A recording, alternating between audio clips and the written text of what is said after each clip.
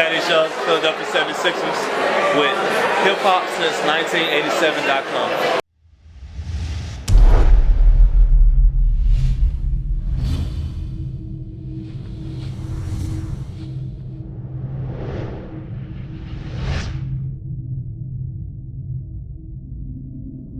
Shout my hip hop since 1987, niggas. Hip hop since 1987.com.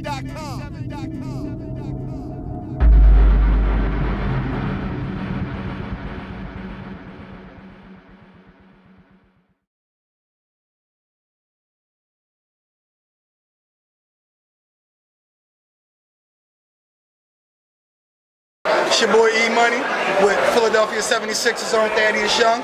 Now, you did something great today. You came out to talk to the kids here at the Sports Entertainment Summit, put together by Meek and Dion Waiters. How does it feel to be able to give back to the community in such a way?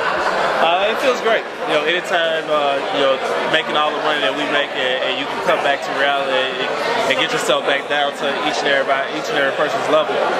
When you can come back and you can tell them how you got it, what you did to get there, and the focus to get there. It's always great. Like my concentration level, just on a whole nother level than anybody else's when you're trying to think about these type of things. But this is what I do each and every day. My focus has always been on helping the kids and giving back to my community. I have my own foundation, Young for You Foundation, which we do the same thing. We speak to kids, clothe them, help them with SAT and ACT prep classes, even help their families out. So we do a lot of stuff in the community, and that's all what I'm about. The same thing Meek and Dion Waiters is about with this DC Summit. Okay. Now, one thing I was impressed by was the questions that the kids were asking. You had kids asking, should your agent be your lawyer? And you had a great answer to that with the separation of the two and them being able to team up against you. How important is it for you to emphasize to these kids not just to be an athlete, but to to do the things that might surround sports?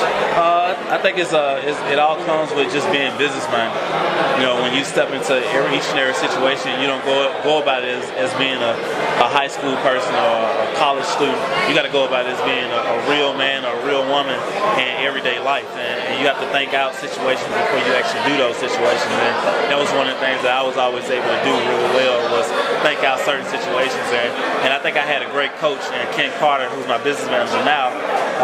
He's been with me since I was 16 years old. He's always been teaching me and telling me about business. He's a multi-millionaire. He knows how to do it. So,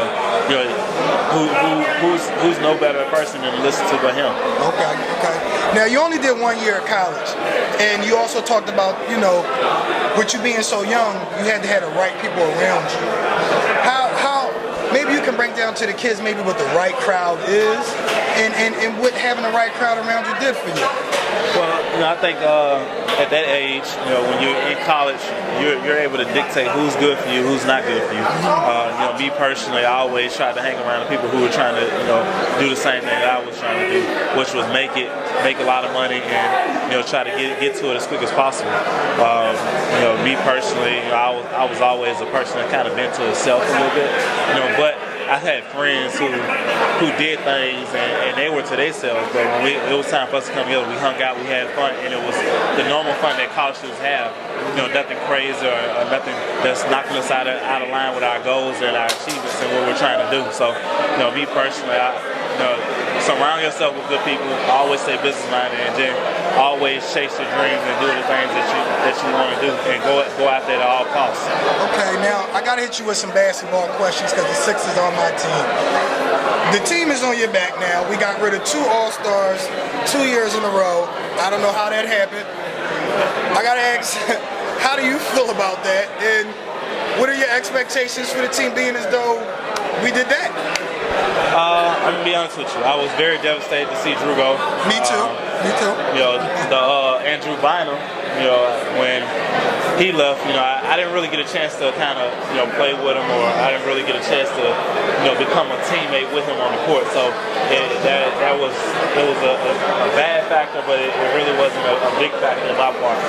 But to see Jrue Holiday go, I've been with him the past 4 years, and I thought I was gonna be with him for another 4 years. So when they made that trade, I was like, man, this is crazy. And I thought I was going for sure after that. but it's definitely a rebuilding process, and we just got to take it and go with it. Obviously, they make decisions and moves to try to make the team better. But I think this is a future development idea instead of what can we get now idea. Okay, now, I don't want to get you in any trouble, but I just want to ask, did anybody sit down and talk with you where you guys make the playoffs, beat the Bulls, take the Celtics 7, then you trade Iguodala, let Lou Williams go, and then the next year you trade Jrue Holiday?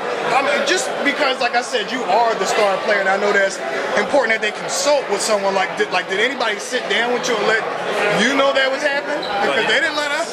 Well, these are definitely decisions that's being made within the organization, and me, I try not to get into all that. I let them make their own decisions and their own moves, and I don't really give too much say so until how the roster looks. So I can only if they ask me a question, I can recommend something, but I come to play each and every day, and as you can see, I'm one of the guys that's going to be out there hustling, doing the things I need to do to try to win basketball games, and I try to keep it at that. Okay, all right, I'm going to leave you alone, and may the prayers be with you and my Sixers. Now, we are a hip-hop site. I got to ask you, are you in tune with the Philadelphia hip-hop scene, and if so, who's on your radar? To be honest with you, I just listen to Meek. Okay. Now, what about the cats from your city? Who's some people? Well, the person from my city right now is Yo Gotti. Okay. Yeah, so he's pretty much it. Yo Gotti, Young Dolph, a couple other guys, OG Boo Dirty. Like a lot of people listen to those guys, but I'm mainly listening to Yo Gotti right now. But from here, I'm not gonna lie, I don't listen to Meek. Okay. Now, what's in your rotation right before they say, all right, it's time to go out? What are you bagging? Man, I'm gonna probably say as of right now, like if we had a game today, I'm gonna probably say I'll be listening to that Jay-Z Holy Grail. Okay. Yeah, he killing it. He killing the whole CD. Okay, I agree. Big Sean just came out, right? Yeah, his joint just dropped Tuesday. Yeah, I listened to a few tracks off his. The Mill song was pretty tight. Okay. All right. But yeah, I'll be probably listening to either one of those two right now. Okay. Now, is there anything you'd like to leave the people with before we get out of here? At the Dream Chaser Summit, Thaddeus Young, Philadelphia 76ers, showing a lot of love to Meek and Dion. I appreciate them giving me the opportunity to come out and speak and tell my story. And hopefully we can do this again next year and the year after and make this bigger than what it is. All right, it's your boy E-Money chilling with Thaddeus Young, and we signing out with hiphopsince1987.com. Shout my hip hop since 1987 niggas. Hip hop since 1987.com.